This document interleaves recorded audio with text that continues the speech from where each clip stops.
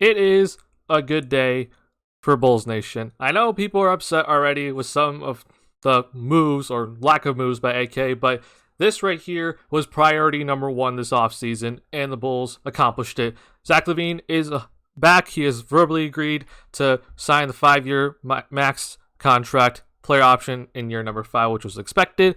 And it is just a good day if you're a Chicago Bulls fan, because Zach LaVine needed to come back for this Bulls team to, one, get respect around the league, but obviously, number 2, be a good team next season. So, it is a big day for Bulls Nation. Welcome back to the TheSlamDuncan YouTube channel. We have big news for the Chicago Bulls. I'm going to be talking about Zach LaVine re-signing, kind of going over a few things, looking now at what the Bulls have available to them, potentially talk about some potential free agents, but obviously the big thing here is that Zach LaVine is back. That was the big thing that needed to happen this offseason, and honestly, I'm happy that it happened in day 2. I think people expected it in day 1. I did not expect it in day 1. I thought he'd take a few more days, honestly, but at the end of the day, he is back. So we're going to jump right into it, but before we get into it all, make sure you hit that like button if you're new to the channel, hit that subscribe button. I'd appreciate it a lot. But for all you people, I don't care if you think that Zach LaVine is worth a max contract or not. I don't care if you think that he is the guy that the Bulls should use as a building block or not. Like, I don't want to hear at all. At the end of the day, Zach LaVine's a top 25 player in the NBA. And those types of guys, they're going to get paid the max contract. I think people are freaking out about the number and they think about financial constraints, but let me tell you, man, Devin Booker just got this much money in a 4-year deal. So Devin Booker's getting paid a good chunk of money more than Zach LaVine is on his new Supermax contract. Cat is getting paid more than Zach LaVine, right?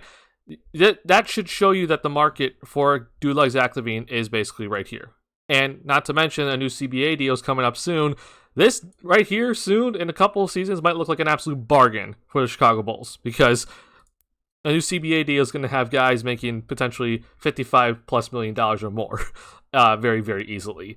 So this is a very solid deal for the Chicago Bulls, and obviously Zach LaVine deserves it. 2-time All-Star now, has become easily one of the best guys that can score on ball, with the ball or off the ball in the NBA. And now the Chicago Bulls team is looking to, or basically they have accomplished what they wanted to accomplish this offseason. And AK and Mark obviously have said continuity matters. This is continuity. They brought back, obviously, their main guy, and he is here for next season, and obviously for the next 4 seasons, hopefully, potentially longer than that. So this is obviously huge news, and here's a little graphic for Clutch Sports. Congratulations to them and Zach LaVine for re-signing, and I am very happy that he is officially back. I just want to go over a few things. One, I'm not trying to be snarky here, but I'm just going to say, like, I was right. I remember making a video. I remember talking to people on Twitter about this. People were freaking out after Zach had his press conference after the season. And I'm like, guys, that's just him playing leverage. Why? Because now that you're 100% seeing it, the Reinsdorfs are not trustworthy. I am actually, like, a little shocked that it didn't take a little longer to convince the Reinsdorfs to give Zach the max. I'm glad they got it done quickly, and, you know, the front office convinced them immediately. But as you're seeing right now, it looks like the Reinsdorfs, they don't want to pay the luxury tax next season, and that bothers me a lot. So for all you people that were like, oh, where are all these comments by Zach, yada, yada, yada, like, you have to understand, Clutch Sports knows who the Reinsdorfs are. Everybody knows who the Reinsdorfs are. This Chicago Bulls team has never given out a contract worth $100 million or more. And in Jerry Reinsdorf's tenure as owner of 2 professional sports teams, he has never given out a $100 million contract ever. Derrick Rose got $95 million.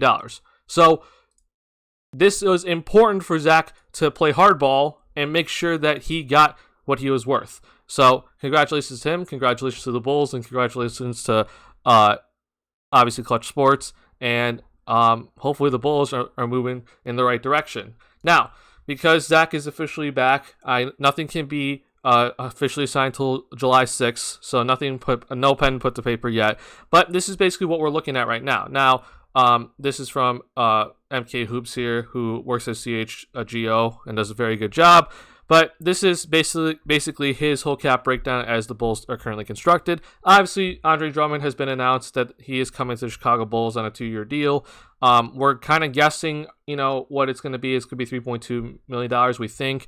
And in this graphic here, Dalen Terry's contract is a little bit higher due to the cap raise. So we're just kind of going off this. This is not 100% accurate, but we're basically kind of just showing like, okay, the amount of money that is basically tied up now is about 143, potentially $144 million. And the salary cap obviously went up a little bit. Luxury taxes at 150, tax aprons at 157. So what do the Bulls have available now? Now that their main priority was getting Zach back, they did that. They went out and got their backup center, which I know people have all kinds of thoughts on. It's either they love it or they hate it. And Andre Drummond. So what's next? Now, I had a video that I released last night. You can check it out later. But I talked about Danilo Gallinari as Casey Johnson and other people reported that Danilo Gallinari was a guy that the Bulls were looking for or looking to go after. It looks like, nothing. I'm not 100% sure exactly, but it looks like Gallinari is probably going to the Celtics. And I'm guessing that's probably going to be finalized. So I'm just going to say that Gallinari is off the board. Now, I was a person who actually liked the Gallinari idea, but that's not happening. So the Bulls now, because they used part of their mid-level exception, which is $10.5 million on Andre Drummond, they have about $7.2 million right now to go out and get some guys. And obviously the free agent market dries up quickly, as we saw in basically the first hour. So now we're kind of thinking, well, what are the Bulls going to do? And right now, the idea for me is to get like a shooting forward. Ideally, they can play some defense, but those really don't look like they're out there on the market. One guy I know people were talking about was Otto Porter, but he just went to Toronto. So people are right now, like people are kind of like looking through like who's available. And Casey Johnson brought up a guy named TJ Warren, and that's a guy that I'm kind of looking at. When TJ Warren's healthy, he can definitely shoot the ball. He can definitely score, but obviously injury history is a big concern right there. One person that I'm kind of looking at, I kind of just tweeted this out. I've also sent some and said this in the comments, but I think Dante DiVincenzo, I mean, at least what I'm seeing, he's still available. I know people are like, well, we don't need another guard, but I do expect the Bulls to make a trade here because their Daniel Tice trade exception of $5 million is going to expire soon, so they have to use that quickly or else it just goes away. And I expect them to actually do that, but if they're looking to avoid the tax, then they're probably not going to do that. But anyway, I do expect the trade to actually kind of happen, and I do think Kobe White is probably going to get shopped again. And if Kobe White does get shopped, I think DiVincenzo can come in and fill his role, basically, as a shooting guard and a little bit better defender, better at catch and shoot, etc. So I think DiVincenzo's the guy we can look at. But other than that, man, I don't know what the Bulls are going to do with the rest of their mid-level exception. If they use the full mid-level exception, all $10.5 million, they'll be in the tax, but then obviously you can trade Tony Bradley and you're out of the tax just like that. So I hope the Bulls I hope the Ryan Surfs aren't being cheap, but it looks like they are, so that's really unfortunate in my opinion. I would like them just to go into the tax. If they use the full mid-level exception, I've said it before, if they use the full mid-level exception, or even if they use just a little bit more than the taxpayer mid-level exception, which is like $6.4 million, like they're going to be hard capped at 157. So at max, there'll be $7 million in the tax, and they'll probably not even get to that number. I'm like, that's nothing for a big market team. So I'm hoping that changes very quickly here, but I'm not really too sure what the Bulls are looking at this point. But last thing I want to talk about before I end this, obviously the big news is that Zach LaVine is back here. I mentioned the Daniel Tice trade exception, which is something that the Bulls could potentially use to get another asset here. But I see a lot of this argument going on that like this Bulls team isn't doing anything. And while the rest of the East gets better and they're adding pieces, the Bulls are kind of standing pat, and they're not. Standing pat basically means that you're going down. And I've heard this a lot, and I understand it, but here's the thing. This front office has come out and said already that they're preaching continuity. They want continuity, right? So they basically kind of said, hey, we're bringing back everybody, right? Obviously, like the main core guys, and they've said they want to work around the margins. So you can't be too upset at the front office because that's basically what they said. They're doing basically what they said. Now, this argument, though, that the Bulls are sliding because they're not doing anything, they're not adding, and the other teams in the East are adding, I think it only applies to a few teams. One, obviously, is Philly. I think Philly is they added PJ Tucker, they got Daniel House, so they're definitely adding. So I see them, definitely getting better. Obviously, they have to re-sign James Harden, etc. But I see the Philadelphia 76ers definitely getting better. A team that is definitely getting better is the Atlanta Hawks. They just traded for DeJounte Murray, right? And then obviously, a team like Cleveland, they just got back Ricky Rubio, so that's good for them. So again, they're moving forward.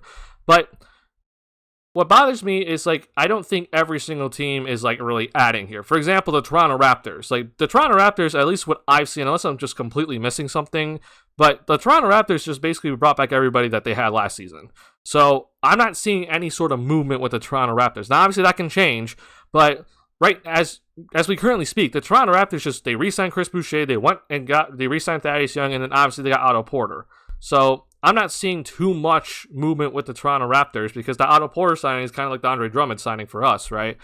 And then the Miami Heat, I think if anything, the Heat just got worse. They just lost PJ Tucker, and I have no clue who their starting power forward is going to be next season. They could start Jimmy, who knows?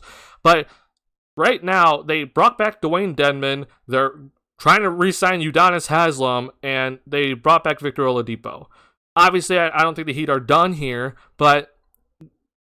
and they're also in the Kevin Durant sweepstakes, it looks like, but I don't think that's going to happen. But I don't think the Heat have gotten better at all. If anything, they've gotten worse. And to remind you all, the Bulls were 7 games out of the first seed. I don't think the Bulls are going to be the first seed this upcoming season, unless another pretty significant move happens here. But I do see this Bulls team, they can definitely get into the top 4, because we were not healthy for most of the season, and I think what people don't or what people forget about is Patrick Williams is a guy that can get better. And I know people are like, oh, we're sick about Patrick Williams and everything. And I get it. But year 3 is usually the year where we see, okay, he's taking the jump. And that's something that Bulls fans need to actually be excited about and, have faith in. Because some of these teams, for example, like the Milwaukee Bucks, they don't really have a young asset that they're expecting to get better, right? And a Milwaukee Bucks team is another good example of a team that really hasn't done anything. The only thing that they've done is go out and get Joe Ingles, but he's not expected to be there at the start of the season because he tore his ACL. So they just brought everybody back. They brought back Javon Carter. They re-signed Bobby Portis. They brought back Wesley Matthews, but that's it, right? So there's this argument that these teams are doing more than the Bulls and they're getting better because they're getting more guys. I disagree with that for some teams. Not Philly, yes, Philly 100%, they're getting better. But for teams like the Celtics, who are supposed to they're supposedly getting Gallinari, that's it. So I don't see the Celtics team getting more. Obviously, they're a finals team, the Bulls are not. I get it.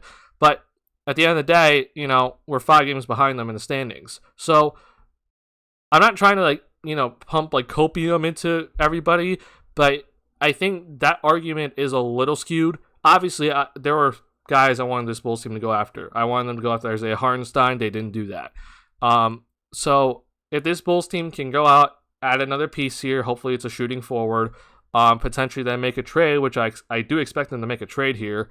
I think they're right in this mix, honestly. I don't see them as favorites at all, but I see them right in this mix, and easily, I think the biggest thing for this Bulls team is just take the next step. This past season was take the step into the playoffs. They did that, right? Now it's get past the first round, hopefully go deep into the second round, and hopefully, get past the second round. I don't see that happening as the Bulls are currently constructed, but if this Bulls team, if Patrick Williams takes that next step forward, hopefully Lonzo's healthy, for God's sake, and Caruso can play more than 40 games, then I see this Bulls team moving in the right direction, even if they don't go out and sign your favorite player like Bamba that everyone was talking about, which that didn't make much sense to me at all.